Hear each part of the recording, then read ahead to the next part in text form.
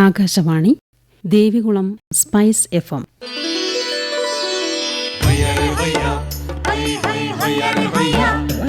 കിസാൻ വാണി.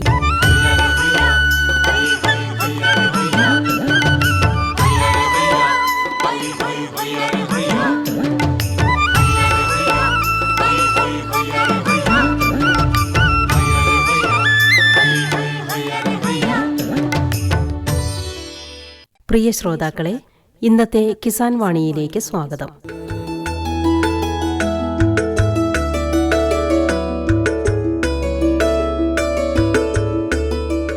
Radio കർഷക ദിനത്തോടനുബന്ധിച്ച് ഇക്കഴിഞ്ഞ ഫെബ്രുവരി 15 മാങ്കുളം സർവീസ് സഹകരണ ബാങ്ക് ഓഡിറ്റോറിയത്തിൽ സംഘടിപ്പിച്ച റേഡിയോ കിസാൻ ദിവസ് 2025 ഭാഗമായി ജൈവ കൃഷി ഭാവിയും സാധ്യതകളും എന്ന വിഷയത്തിൽ നാഷണൽ ഗ്രീൻ കോർപ്സിന്റെ ഇടുക്കി ജില്ലാ കോർഡിനേറ്റർ ഡോക്ടർ ബാബു സെബാസ്റ്റ്യൻ നയിച്ച ക്ലാസിന്റെ പ്രസക്ത ഭാഗങ്ങളാണ് ഇന്നത്തെ കിസാൻ വാണിയിൽ.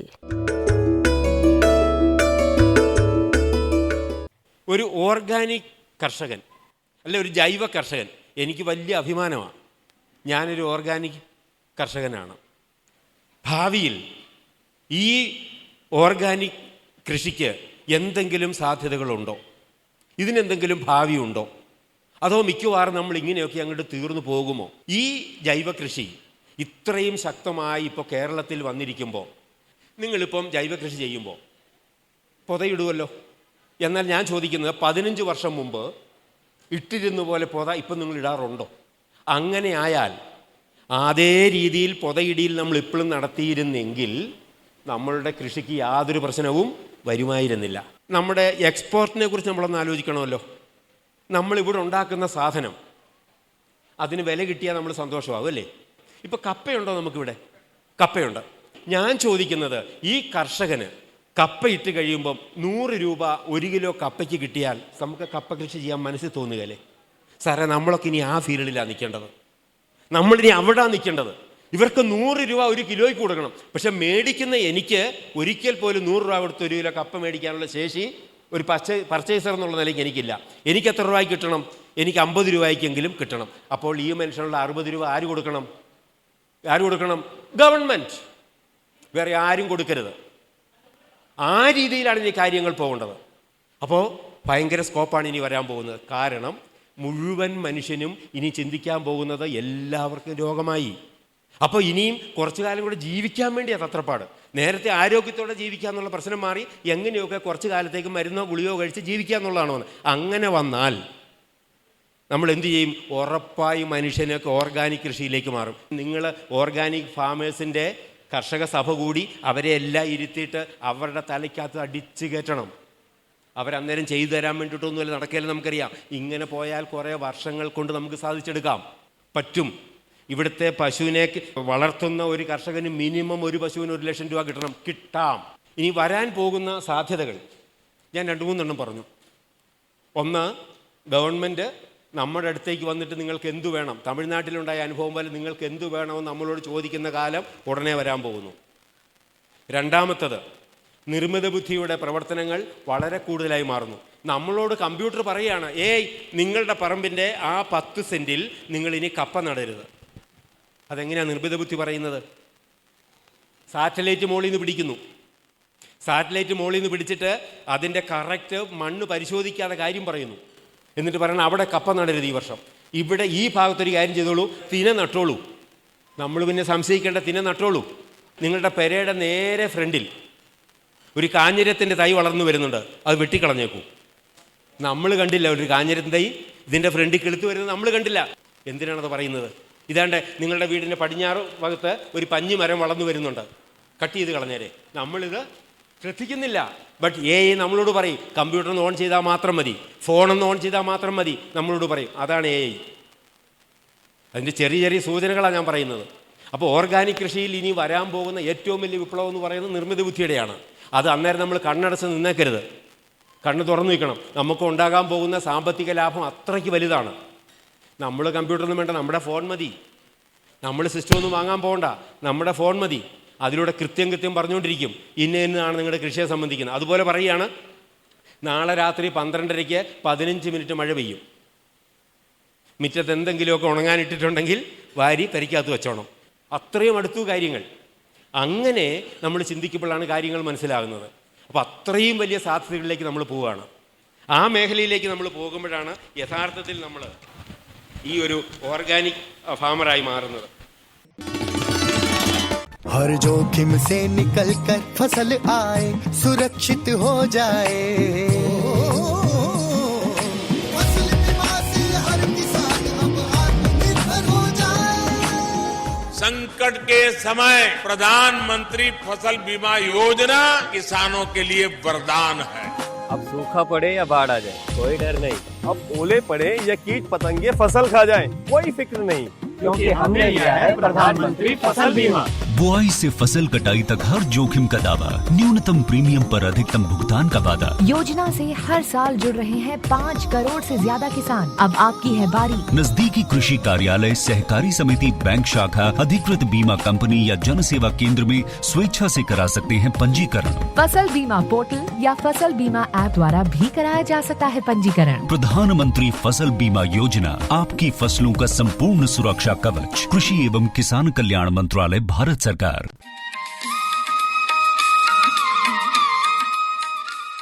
അതുപോലെ നമ്മുടെ ഒരു ഗവേഷണം നടന്നിട്ട്, ഇസ്രായേലിൽ നടന്നൊരു ഗവേഷണത്തിൻ്റെ ഞാൻ നിങ്ങളോട് പറയാം. അതിങ്ങനെയാണ്, ക്ലൈമറ്റ് ചേഞ്ച് റെസിലിയൻസ് എന്നാണ് അവർ ടൈറ്റിൽ കൊടുത്തിരിക്കുന്നത്. Climate change resilience. റെസിലിയൻസ് എന്ന് പറഞ്ഞാൽ ഇത്രേ ഉള്ളൂ, നമ്മുടെ ഒരു പ്രതിരോധ ശേഷി എന്നുള്ള നിലയിലേക്ക് വേണേൽ അതിനെ കാണാം. അപ്പോൾ ക്ലൈമറ്റ് ചേഞ്ചിൽ ഏറ്റവും കൂടുതൽ ശക്തി ഉണ്ടാകുന്നത്, ലഭിക്കുന്നത്, ഉണങ്ങിപ്പോകാതെ ചീഞ്ഞു പോകാതെ നിൽക്കുന്നത് ഓർഗാനിക് ഇനങ്ങളാണെന്ന് തെളിഞ്ഞിപ്പോൾ. അപ്പം നമ്മളുടെ അന്നത്തെ 25 വർഷം മുമ്പുള്ള ഇവിടുത്തെ കാലാവസ്ഥയിൽ വളർന്നു വന്ന സാധനത്തെ ഇത്രയും ചൂടായിട്ട് നമ്മൾ നിലനിർത്തുന്നുണ്ടെങ്കിൽ ആ റെസിലിയൻസിൽ അത് നിലനിന്നു എന്നാണ്. ആ സാധനം നമുക്ക് ബ്രാൻഡ് ചെയ്യാം. അതിന് നിങ്ങളെ ഇസ്രായേൽ ഗവൺമെൻറ് സഹായിക്കും. ചെറുതല്ലിത്, അവർ റെഡിയായിരിക്കുന്നു. ഇപ്പം അവർ തമിഴ്നാട്ടിൽ 100 ഏക്കർ സ്ഥലം എടുത്തിട്ട് കാര്യങ്ങൾ തുടങ്ങിക്കഴിഞ്ഞിരിക്കുന്നു. അപ്പോൾ ആ കാര്യം നമ്മളെ സഹായിക്കാൻ പറ്റും. ഇപ്പം നമുക്കറിയാമല്ലോ, നമ്മൾ 50 ലിറ്റർ പാല് കറക്കുന്ന പശുവിനെ നമുക്ക് കിട്ടിയത് ഇവിടെ. ആദ്യം നമ്മൾ ഇൻഡോ സ്വിറ്റ്സർലൻഡിൽ നമ്മൾ കൊണ്ടുവന്നു. ഇപ്പം 75 ലിറ്ററിനെ കൊടുക്കുന്ന ആരാ കൊടുക്കുന്നത്? ഇസ്രായേൽ. അപ്പം അതിവിടെ വളരെ ഇതായിട്ട് വരുന്നു, ശക്തി പ്രാപിച്ചു വരുന്നു. അപ്പോൾ അങ്ങനെയെല്ലാം പറ്റുന്ന കാര്യങ്ങളാണ്. അപ്പോൾ ഈ ക്ലൈമറ്റ് ചേഞ്ച് എന്ന് പറയുന്നത് അത് നമ്മുടെയും ഗുണമാണ്. നമ്മൾ ഈ ക്ലൈമറ്റ് ചേഞ്ച് എന്ന് പറയുന്നതിനോട് പൊരുത്തപ്പെട്ട ഏതെങ്കിലും ഒരു സാധനം ഉണ്ടാക്കിയാൽ, ഇപ്പോൾ നമ്മൾ ഞള്ളാനി ഏലത്തെക്കുറിച്ച് നമ്മൾ കേൾക്കുന്നുണ്ടല്ലോ, അതുപോലെ മഹാരാജ എന്ന് എനിക്ക് ഒറ്റ മൂടേ കിട്ടിയിട്ടുള്ളൂ. ഇപ്പം സാറേ 3 മീറ്ററാണ് അതിൻ്റെ ശരം പോകുന്നത് എന്ന് പറഞ്ഞാൽ തൊട്ടപ്പുറേ നിൽക്കുന്നതും കഴിഞ്ഞിട്ട് ഈ കക്ഷി പോവുക, ഒറ്റ മൂടേ ഉള്ളൂ. അപ്പോൾ അതൊരു 5 വർഷം കഴിയുമ്പോൾ അതൊരു വലിയ സാധനം. ഇപ്പം ഞാൻ തന്ത്രപൂർവ്വം നിൽക്കുവാണെങ്കിൽ എന്നെ ചെയ്തും, ഞാൻ ബാബൂസ് പ്രോഡക്റ്റ് എന്ന് പറഞ്ഞ് പേര് വിട്ട് ബ്രാൻഡ് ചെയ്ത് അങ്ങോട്ട് കൊടുക്കും. ചെമ്പപ്പാറ പ്രോഡക്റ്റ് എന്ന് പറഞ്ഞു. ആണ്ടെ എനിക്ക് റോയൽറ്റി വരുന്നു, എനിക്ക് ഗവൺമെൻറ് അവാർഡ് വരുന്നു, എനിക്ക് സമ്മാനം വരുന്നു, ഇതുപോലെ ഇതെല്ലാം വരുന്നത്. അതുകൊണ്ട് മാങ്കളത്തു നിന്ന് മിനിമം ഒരു 25 ബ്രാൻഡെങ്കിലും ഒറ്റ വർഷത്തിനുള്ളിൽ ഉണ്ടാകണം. നിങ്ങളത് പ്ലാൻ ചെയ്തോണം. ഞള്ളാനി ഏലത്തിൻ്റെ ഒരു ഗവേഷണ സെൻറ്റർ കട്ടപ്പനയിൽ നിന്ന് പുളിയമ്മലേക്ക് പോകുന്ന വഴിക്ക് ആയി വെച്ചിട്ടുണ്ട്. അദ്ദേഹം ഒരു മെഡിസിൻ കണ്ടുപിടിച്ചിട്ടുണ്ട്. വളരെ വിലക്കുറവാണ്. 12 ലിറ്ററിന് ഏതാണ്ട് 200 താഴെ ഉള്ളൂ. അത് 1 ഏക്കർ സ്ഥലത്ത് ഉപയോഗിക്കാൻ അത് മാത്രം മതി. അതിൻ്റെ വേര് ചീയൽ മുതൽ ഇലയുടെ കളറ് മാറുന്നത് വരെ മാറാൻ പറ്റുന്ന രീതിയിലുള്ളൊരു പുതിയ സാധനം സംഘടിപ്പിച്ചെടുത്തിട്ടുണ്ട്. കുറേ പേര് പ്രയോഗിച്ചു, വിജയമാണെന്ന് കണ്ടു. അത് കറക്റ്റായിട്ടും വിജയകരമാണെന്ന് തെളിഞ്ഞിട്ടുണ്ട്. അതിൻ്റെ ഒരു ലാബിലേക്ക് ടെസ്റ്റിന് വിട്ടിരിക്കുന്നു. അല്ലാതെ തന്നെ പരീക്ഷിച്ച് നോക്കിയിട്ട് അവരുടെ ഉറപ്പിന്മേലെ ഇത് കൊടുക്കത്തുള്ളൂ. നേരത്തെ 60% നമ്മൾ കാനോപ്പി നിറഞ്ഞ വനം നിറഞ്ഞ സ്ഥലത്തായിരുന്നല്ലോ ഏലം നട്ടിരുന്നത്. ഇപ്പം അത് എത്രയായി കുറഞ്ഞു? 40 കുറഞ്ഞു. പക്ഷേ ഇപ്പം രോഗം കൂടിയപ്പം വീണ്ടും ആൾക്കാർ എന്ത് ചെയ്യാൻ തുടങ്ങി? വനവൽക്കരണം കൂടുതൽ നടത്തി മരങ്ങൾ വെക്കുന്നു. മരങ്ങൾ വെക്കുന്നിടത്തേ ഇപ്പോൾ സാധനം നിൽക്കുന്നുള്ളൂ. കാരണം അന്തരീക്ഷത്തിലെ ഹ്യൂമിഡിറ്റിക്കുള്ള സാധ്യതകളൊന്നുമില്ല.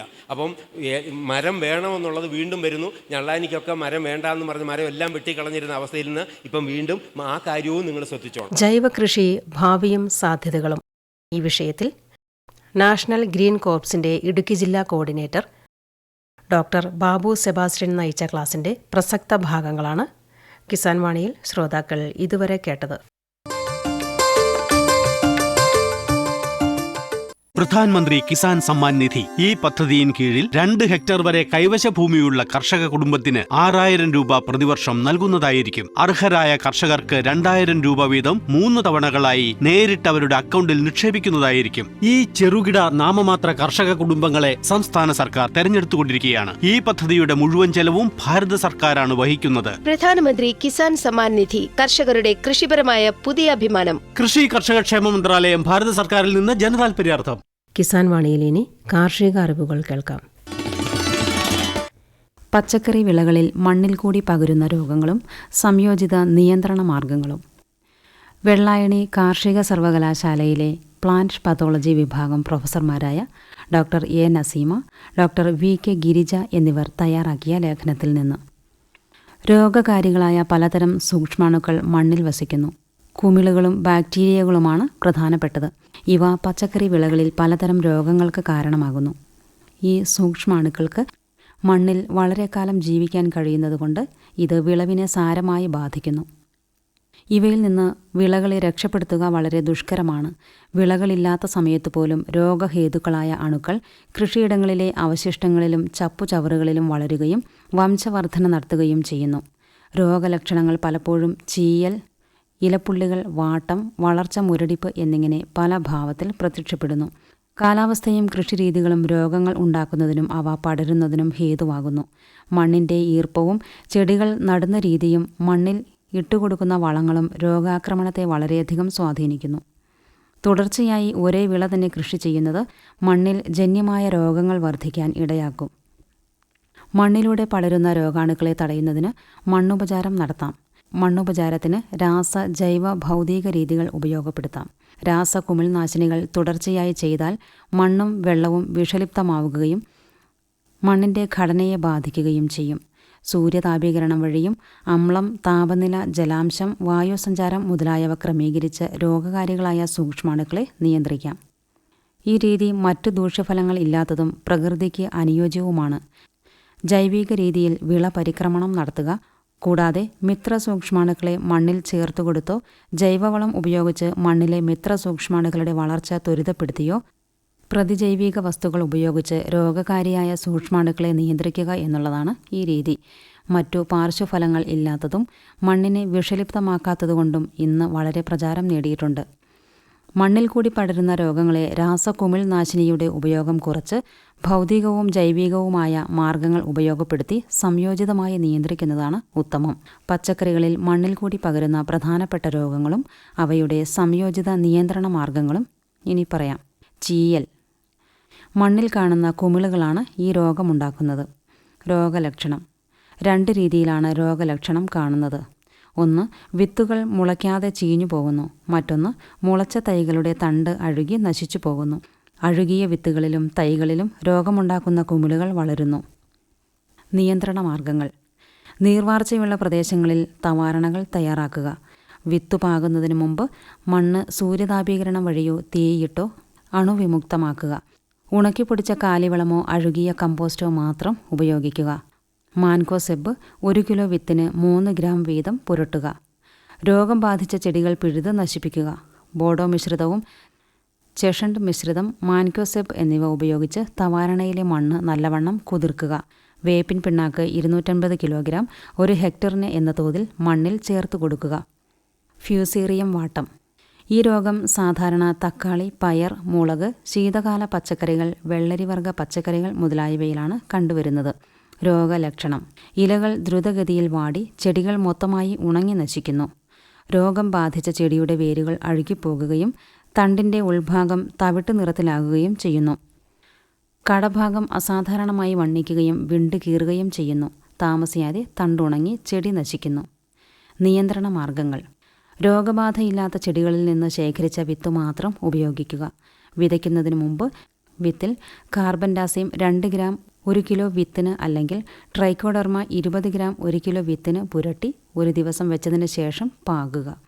വിത്ത് പാകുന്നതിന് മുമ്പ് മണ്ണ് സൂര്യതാപീകരണം വഴിയോ തീയിട്ടോ അണുവിമുക്തമാക്കുക. വിത്ത് വിതയ്ക്കുന്നതിന് 10 ദിവസം മുമ്പ് 4 ഗ്രാം കോപ്പർ ഓക്സി ക്ലോറൈഡ് 1 ലിറ്റർ വെള്ളത്തിന് അല്ലെങ്കിൽ ബോഡോ മിശ്രിതം 1% തടത്തിൽ ഒഴിച്ച് നല്ലതുപോലെ കുതിർക്കുക. ഇതേ ലായനി ചെടിക്ക് 2 ആഴ്ച പ്രായമാകുമ്പോൾ ചുവട്ടിൽ ഒഴിക്കുകയും ഇലകളിലും തണ്ടിലും വീഴത്തക്ക രീതിയിൽ തളിക്കുകയും ചെയ്യുക. വിത്ത് പാകി 30 ദിവസം കഴിയുമ്പോൾ ട്രൈക്കോഡെർമയാൽ സമ്പുഷ്ടമാക്കിയ ജൈവവളം 2.5 കിലോഗ്രാം 1 ഹെക്ടറിന് എന്ന തോതിൽ മണ്ണിൽ ചേർത്ത് കൊടുക്കുകയും ചെയ്യുക. രോഗം കണ്ടു തുടങ്ങുമ്പോൾ സ്യൂഡോമോണാസ് എന്ന ജൈവ കുമിൾനാശിനി ഇലകളിൽ തളിക്കുകയും മണ്ണിൽ ചേർത്ത് കൊടുക്കുകയും ചെയ്യുക. തൈകൾ പറിച്ചു നടുമ്പോൾ ജൈവ കുമിൾനാശിനി കുഴമ്പിൽ, അതായത് 300 ഗ്രാം സ്യൂഡോമോണാസ് പൊടി 1 ലിറ്റർ വെള്ളത്തിൽ കലക്കിയത് മുക്കി അരമണിക്കൂർ വെച്ചതിന് ശേഷം നടുക. ഇങ്ങനെയുള്ള തൈകൾക്ക് രോഗപ്രതിരോധ ശേഷിയും നല്ല വളർച്ചയും ഉണ്ടായിരിക്കും. ബാക്ടീരിയൽ വാട്ടം. കത്തിരി, മുളക്, തക്കാളി, ഉരുളക്കിഴങ്ങ് തുടങ്ങിയ വിളകളിലാണ് ഈ രോഗം കാണുന്നത്. രോഗലക്ഷണം: ഇലകൾ ദ്രുതഗതിയിൽ വാടി ചെടികൾ ഉണങ്ങി നശിക്കുന്നു. രോഗം ബാധിച്ച ചെടികളുടെ തണ്ടിനുള്ളിൽ നിറവ്യത്യാസം കാണുന്നു. വാടിയ ചെടികളുടെ തണ്ടു മുറിച്ച് തെളിഞ്ഞ വെള്ളത്തിൽ മുക്കിവെച്ചാൽ മുറിപ്പാടിൽ നിന്നും രോഗഹേതുവായ ബാക്ടീരിയം വെളുത്ത നൂല് പോലെ ഊറിയിറങ്ങുന്നു. നിയന്ത്രണ മാർഗങ്ങൾ: ചെടി നടുന്നതിനു മുമ്പ് തടത്തിൽ കുമ്മായം വിതറി മണ്ണ് അണുവിമുക്തമാക്കുക. സ്ഥിരമായി രോഗം കണ്ടുവരുന്ന സ്ഥലങ്ങളിൽ പുതുതായി കൃഷി തുടങ്ങുന്നതിന് 10 ദിവസത്തിനു മുൻപ് ബോഡോ മിശ്രിതം ഒഴിച്ച് തടം കുതിർക്കുക.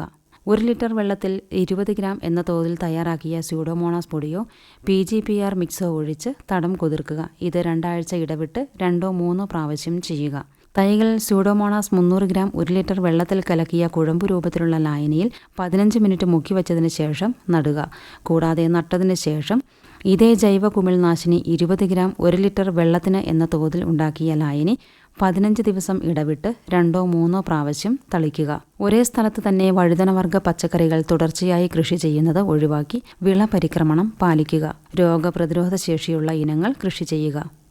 വാട്ടം ബാധിച്ച ചെടികൾ പിഴുത് നശിപ്പിച്ചതിന് ശേഷം തടങ്ങൾ ബ്ലീച്ചിംഗ് പൗഡർ ഉപയോഗിച്ച് അണുവിമുക്തമാക്കുക. അത്യുൽപാദന ശേഷിയുള്ള രോഗപ്രതിരോധ ശേഷി കുറഞ്ഞ വഴുതന, കത്തിരി മുതലായവയുടെ ശിഖരങ്ങൾ ചൂണ്ടച്ചെടിയിലേക്ക് ഗ്രാഫ്റ്റ് ചെയ്യുന്നത് വഴി രോഗത്തെ ചെറുക്കാനായി സാധിക്കും. ചീരയുടെ ഇലകരിച്ചിൽ. ചുവന്ന ചീരയിലാണ് ഈ രോഗം കൂടുതലായി കാണുന്നത്. രോഗലക്ഷണം: ഇലകളിൽ ജലസ്നിഗ്ധമായ പാടുകൾ ഉണ്ടാകുന്നു. ക്രമേണ ഇത് വലുതാകുകയും വൈക്കോൽ നിറമാവുകയും ചെയ്യും. രോഗം അധികരിക്കുമ്പോൾ ഈ പുള്ളികളുടെ ഉള്ളിലുള്ള കരിഞ്ഞ ഭാഗം അടർന്ന് അവിടെ ദ്വാരങ്ങൾ ഉണ്ടാവുകയും ചെയ്യുന്നു. ഈ രോഗം മൂലം വ്യാപകമായി ഇലകരിച്ചിലുണ്ടാകുന്നു. രോഗം ബാധിച്ച ഇലകളുടെ അടിഭാഗത്ത് കുമിളിൻ്റെ വിത്തുകൾ പൊടി രൂപത്തിൽ പറ്റിപ്പിടിച്ചിരിക്കുന്നു. ഈ രോഗം വായുവിൽ കൂടിയും വിത്തിൽ കൂടിയും മണ്ണിൽ കൂടിയും പകരുന്നു. നിയന്ത്രണം: ചുവന്ന ചീരയും രോഗപ്രതിരോധ ശേഷിയുള്ള CO1 എന്ന പച്ചച്ചീരയും ഇടകലർത്തി നടുക.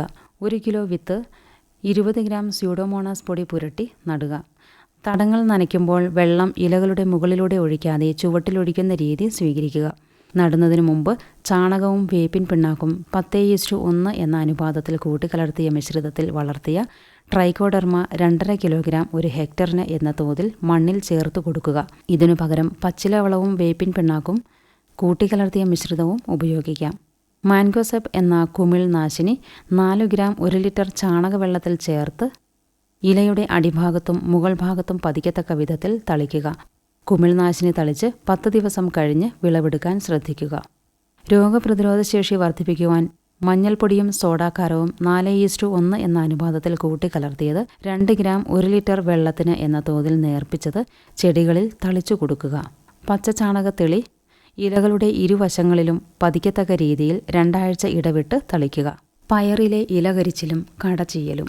രോഗലക്ഷണങ്ങൾ: ചെടിയുടെ തണ്ടിൽ മണ്ണിനോട് ചേർന്ന് തവിട്ട് നിറത്തിലുള്ള പാടുകളുണ്ടായി ആ ഭാഗം അഴുകുന്നു. ക്രമേണ അഴുകൽ ചെടിയുടെ തണ്ട് മുഴുവൻ വ്യാപിക്കുന്നു. അഴുകിയ തണ്ടിലും രോഗകാരിയായ കുമിളിൻ്റെ വിത്തുകൾ പറ്റിപ്പിടിച്ചിരിക്കുന്നത് കാണാം. ഇലകൾ മഞ്ഞ നിറമായി പോകുന്നു. പച്ചയും തവിട്ടും നിറത്തിലുള്ള പാടുകളുണ്ടായി ഇല കരിയുന്നു. കൂടാതെ അഴുകിക്കരിഞ്ഞ ഇലകളിൽ കുമിൾ വളർന്ന് തമ്മിൽ ഒട്ടിപ്പിടിച്ചിരിക്കുന്നു. നിയന്ത്രണം: ഒരേ സ്ഥലത്ത് തുടർച്ചയായി പയർവർഗ്ഗങ്ങൾ കൃഷി ചെയ്യാതിരിക്കുക. വിത്ത് നടുന്നതിന് മുമ്പ് 4 ഗ്രാം കോപ്പർ ഓക്സി ക്ലോറൈഡ് 1 ലിറ്റർ വെള്ളത്തിൽ അല്ലെങ്കിൽ 2 ഗ്രാം ബാവിസ്റ്റിൻ 1 ലിറ്റർ വെള്ളത്തിൽ എന്ന തോതിൽ ചേർത്തുണ്ടാക്കിയ ലായനി ഉപയോഗിച്ച് തടത്തിലെ മണ്ണ് നല്ലതുപോലെ നനയ്ക്കുക. ട്രൈക്കോഡെർമ എന്ന മിത്രകുമിൾ ചാണകപ്പൊടി വേപ്പിൻ പിണ്ണാക്ക് മിശ്രിതത്തിൽ വളർത്തിയത് തടം 1-ന് 100 ഗ്രാം ചേർക്കുക. വേപ്പിൻ പിണ്ണാക്ക് 250 കിലോഗ്രാം 1 ഹെക്ടർ എന്ന തോതിൽ മണ്ണിൽ ചേർത്ത് കൊടുക്കുക. രോഗം ബാധിച്ച ചെടികൾ പിഴുതു നശിപ്പിച്ചതിന് ശേഷം കുമിൾനാശിനി ഒഴിച്ച് തടത്തിലെ മണ്ണ് നല്ലതുപോലെ നനച്ചു കൊടുക്കുക. കൂടാതെ ചുറ്റുമുള്ള ചെടികളിലും ഇതേ കുമിൾനാശിനി തളിക്കുക. മൃദുരോമ പൂപ്പ് രോഗം.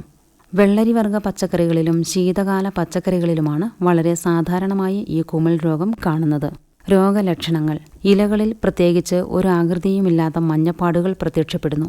ഈ മഞ്ഞപ്പാടുകൾ കാണുന്ന ഇലയുടെ നേരെ അടിഭാഗത്ത് പർപ്പിൾ നിറവ്യത്യാസം കാണുന്നു. ആ ഭാഗത്ത് തന്നെ രോഗകാരിയായ കുമിളിൻ്റെ വളർച്ചയും കാണാം. രോഗം ബാധിച്ച ഇലകൾ ക്രമേണ കരിഞ്ഞു പോകുന്നു. നിയന്ത്രണ മാർഗങ്ങൾ: രോഗലക്ഷണം കാണുന്ന ഇലകൾ അപ്പോൾ എടുത്തു മാറ്റി നശിപ്പിക്കുക. സ്യൂഡോമോണാസ് പൊടി 20 ഗ്രാം 1 ലിറ്റർ വെള്ളത്തിൽ കലക്കിയ ലായനി ഇലകളുടെ ഇരുവശത്തും തളിക്കുക. മണ്ണിൽ നിന്നും നേരിട്ടുള്ള സമ്പർക്കം ഒഴിവാക്കാൻ ചെടികൾ തെങ്ങോലയോ കമ്പോ ഉപയോഗിച്ച് അല്പം ഉയർത്തി വയ്ക്കുക. വഴുതനയുടെ ഫോമോപ്സിസ് കായ്ചീയൽ രോഗം. രോഗലക്ഷണങ്ങൾ: തൈകളുടെ തണ്ട് അഴുകി നശിച്ചു പോകുന്നു. ചെടിയുടെ തണ്ടിൽ കടും തവിട്ട് നിറത്തിൽ പുള്ളിക്കുത്തുകൾ ഉണ്ടാകുന്നു. ക്രമേണ തണ്ടിൻ്റെ ചുവടുഭാഗം വളയുകയും ഉണങ്ങിപ്പോവുകയും ചെയ്യുന്നു. കായ ചീയലാണ് പ്രധാന രോഗലക്ഷണം. കായകളിൽ പുള്ളിക്കുത്തുകൾ കാണപ്പെടുന്നു. പുള്ളികളുടെ മധ്യഭാഗം ചാരനിറമായും ചുറ്റുപാട് ചുവപ്പ് നിറം കലർന്ന തവിട്ട് നിറമായും കാണാം. രോഗം ബാധിച്ച് അഴുകിയ ഭാഗങ്ങളിൽ കുമിളിൻ്റെ സ്പോറുകൾ കറുപ്പ് നിറത്തിൽ കാണാവുന്നതാണ്. രോഗം ഞെട്ടിൽ നിന്നും വ്യാപിച്ചു തുടങ്ങിയാൽ കായകൾ ചെടിയിൽ തന്നെ ഉണങ്ങി പറ്റിപ്പിടിച്ചിരിക്കും. നിയന്ത്രണ മാർഗങ്ങൾ: രോഗബാധയില്ലാത്ത ചെടികളുടെ വിത്തുകൾ മാത്രം ഉപയോഗിക്കുക. വിത്ത് ചൂടുവെള്ളത്തിൽ 50 ഡിഗ്രിയിൽ അരമണിക്കൂർ നേരം ഇട്ടുവെക്കുക. കാർബൺ ഡാസ്യം ചെടികളിൽ തളിക്കുകയും മണ്ണ് കുതിർക്കുകയും ചെയ്യുക. ക്യാപ്റ്റാൻ 1 ലിറ്റർ വെള്ളത്തിൽ 2 ഗ്രാം എന്ന നിരക്കിൽ 14 ദിവസം ഇടവിട്ട് തളിച്ചു കൊടുക്കുക. വിളപരിക്രമണം നടത്തുക. തോട്ടം വൃത്തിയായി സൂക്ഷിക്കുക. രോഗപ്രതിരോധ ശക്തിയുള്ള ഇനങ്ങൾ ഉപയോഗിക്കുക. രോഗം ബാധിച്ച ചെടികളുടെ ഭാഗം മുറിച്ചു മാറ്റി നശിപ്പിക്കുക. വെള്ളരിയുടെ കായ്ചീയൽ രോഗം. മണ്ണിനോട് തൊട്ടുകിടക്കുന്ന വിളയായതിനാൽ മണ്ണിലുള്ള പല കുമിളുകളും ഈ വിളയെ ആക്രമിക്കാനിടയുണ്ട്. കായ് പിടിക്കുന്ന സമയത്ത് പിത്തിയം, ഫ്യൂറേസിയം മുതലായ കുമിളുകൾ ആക്രമിക്കുകയും കായ്കൾ അഴുകിപ്പോകുകയും ചെയ്യുന്നു. ഇതിൽ പിത്തിയം മൂലമുള്ള കായ്ചീയൽ വ്യാപകമായ കൃഷിയിടങ്ങളിൽ കാണപ്പെടുന്നു. ഏതു പ്രായത്തിലുള്ള കായ്കളും ഇതിന് വിധേയമാകാം. അഴുകിയ കായ്കളിൽ വെളുത്ത കുമിളിൻ്റെ വളർച്ച കാണാം. ചിലപ്പോൾ തണ്ടും ഇലകളും കൂടി ആക്രമണ വിധേയമാകുന്നു. നിയന്ത്രണ മാർഗങ്ങൾ: ജലസേചനം ക്രമീകരിക്കുക. കൃഷിയിടങ്ങളിൽ ശുചിത്വം പാലിക്കുക. രോഗം വന്ന കായ്കളും മറ്റു ഭാഗങ്ങളും പറിച്ചു മാറ്റി നശിപ്പിക്കുക.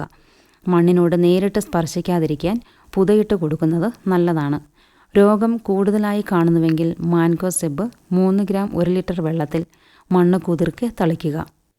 सूखा हो या बेमौसम की बरखा हो, कीड़ा लगे खेत में या दुविधा हो, बहुत ही कम प्रीमियम पे पूरी हो भरपाई, फसल बीमित रहे कटाई के बाद भी भाई। हाँ, ऋणी या अऋणी अब हर किसान लाभ उठाए। एक मौसम एक दर है, सब किसान बीमा कराए। प्रधानमंत्री फसल बीमा योजना से हर किसान मुस्काए। कृषि और किसान कल्याण मंत्रालय द्वारा किसान हित में जारी. ഇനി ചില തേൻ നുറുങ്ങുകൾ. അമിതവണ്ണം ഒഴിവാക്കാൻ തേൻ വെള്ളത്തിൽ ചേർത്ത് സേവിച്ചാൽ ദുർമേധസ് കുറയും. പൊള്ളലേറ്റ ഭാഗത്ത് പൊള്ളലേറ്റ ഉടനെ അരമണിക്കൂർ സമയത്തേക്ക് തണുത്ത വെള്ളം കൊണ്ട് ധാര കോരുക. അതിനുശേഷം തേൻ ഇടയ്ക്കിടെ പുരട്ടുക. പൊള്ളൽ വേഗത്തിൽ സുഖപ്പെടും. പൊള്ളലിൻ്റെ പാടുപോലും അവശേഷിക്കുകയില്ല. പ്രമേഹത്തിന് പച്ച നെല്ലിക്കയും മഞ്ഞളും ചേർത്തരച്ച് തേനിൽ ചേർത്ത് കഴിച്ചാൽ പ്രമേഹത്തെ നിയന്ത്രിക്കാം. ഉണക്ക നെല്ലിക്കയും മഞ്ഞളും പൊടിച്ച് തേനിൽ ചേർത്ത് കഴിക്കുന്നതും പ്രമേഹം വരാതിരിക്കാൻ സഹായിക്കും. ആസ്മയ്ക്ക് കുരുമുളകും എള്ളും ചേർത്ത് പൊടിച്ച് അത് ശർക്കരയും തേനും ചേർത്ത് കഴിച്ചാൽ ആസ്മ ഫലപ്രദമായി നിയന്ത്രിക്കാം. തൊട്ടവാടി ഇടിച്ചു പിഴിഞ്ഞ് തേൻ ചേർത്ത് സേവിച്ചാൽ ആസ്മ ശമിക്കും. ചുവന്നുള്ളി സമം തേനിൽ ചേർത്ത് കഴിച്ചാൽ കഫത്തിൻ്റെ ശല്യം ഒഴിവാകും. ചുമയ്ക്ക് ശാന്തി കിട്ടും. വയറ്റിൽ അസുഖങ്ങൾക്ക് ഉദരപ്പുണ്ണ് അഥവാ അൾസർ ഉള്ളവർ തേനും തേങ്ങാപ്പാലും തൈരും സമം ചേർത്ത് കഴിക്കുക. ശമനം കിട്ടും. വിഷ്ണുക്രാന്തി ഇടിച്ചു പിഴിഞ്ഞ് തേൻ ചേർത്ത് കഴിക്കുന്നതും അൾസറിന് നല്ലതാണ്. ദഹനക്കേടിന് തക്കാളി നീരിൽ തേൻ ചേർത്ത് കഴിക്കുന്നത് വളരെ ഫലപ്രദം. വയറ്റിൽ അസുഖത്തിന് തേനും ഇഞ്ചിനീരും സമ അളവിലെടുത്ത് നന്നായി ഇളക്കി ചേർത്ത് കഴിച്ചാൽ ഉടൻ ആശ്വാസം ലഭിക്കും. വയറിളക്ക രോഗത്തിന് ഇഞ്ചിയും തിപ്പലിയും തേനും ചേർത്ത് കഴിക്കുന്നത് നല്ലതാണ്. വെറ്റില നീര് തേൻ ചേർത്ത് കഴിച്ചാൽ ദഹന സംബന്ധമായ രോഗങ്ങൾ മാറുവാൻ പ്രയോജനപ്രദമാണ്. ത്വക്ക് രോഗത്തിന് ആര്യവേപ്പില നീരിൽ തേൻ ചേർത്ത് കഴിച്ചാൽ ത്വക്ക് രോഗങ്ങൾ മാറും. വിഷത്തിനെതിരെ മഞ്ഞളും തുളസിയും പിഴിഞ്ഞ് നീരെടുത്ത് തേൻ ചേർത്ത് കഴിച്ചാൽ സാധാരണയുള്ള ഏത് വിഷബാധയ്ക്കെതിരെയും ഫലപ്രദം. ബുദ്ധിക്കും ഓർമ്മശക്തിക്കും ബ്രഹ്മി ഉണക്കി പൊടിച്ച് തേനിൽ ചാലിച്ച് പതിവായി ഉപയോഗിച്ചാൽ ഓർമ്മശക്തി വർദ്ധിക്കും. ഇലവർങ്ങപ്പട്ട പൊടിച്ച് തേനിൽ ചാലിച്ച് കഴിക്കുക, ഓർമ്മശക്തി വർദ്ധിക്കും. മുഖകാന്തിക്ക് തേനും മഞ്ഞൾപ്പൊടിയും ചേർത്തുണ്ടാകുന്ന ലേപനം സൗന്ദര്യവർദ്ധനവിന് ഒന്നാന്തരം. മുഖത്തെ കറുത്ത പാടുകൾ മാറ്റി മുഖകാന്തി കൂട്ടും. ആരോഗ്യത്തിനും ഉന്മേഷത്തിനും 1 സ്പൂൺ തേനും 1 സ്പൂൺ ത്രിഫലാദി ചൂർണവും 1/2 സ്പൂൺ നെയ്യിൽ ചേർത്ത് പതിവായി ഉപയോഗിക്കുക. ആരോഗ്യവും ഉന്മേഷവും നിലനിർത്താൻ അത്യുത്തമം. സഹകരണത്തിൻ ബലത്തിൽ വികാസത്തിനു ചുവടുവയ്ക്കാം.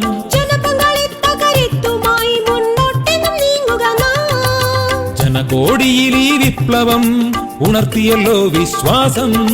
നാം ഒത്തുചേർന്ന വികാസത്തിനെ പതാക പറത്തിടാം. സഹകരണം നമ്മുടെ വികാസത്തിൻ പ്രതീകം. പുതുയുഗത്തിൽ സഹകരണം കാണിന്റെ തൻപ്രതാപം. കൃഷി മന്ത്രാലയം, ഭാരത സർക്കാരിൽ നിന്ന് ജനതാൽപര്യാർത്ഥം. ഈ പരിപാടിയുടെ പ്രായോജകർ കേന്ദ്ര കൃഷി കർഷകക്ഷേമ മന്ത്രാലയം, ഭാരത സർക്കാർ. എല്ലാ കിസാൻ വാണി ശ്രോതാക്കൾക്കും കൂപ്പുകൈ.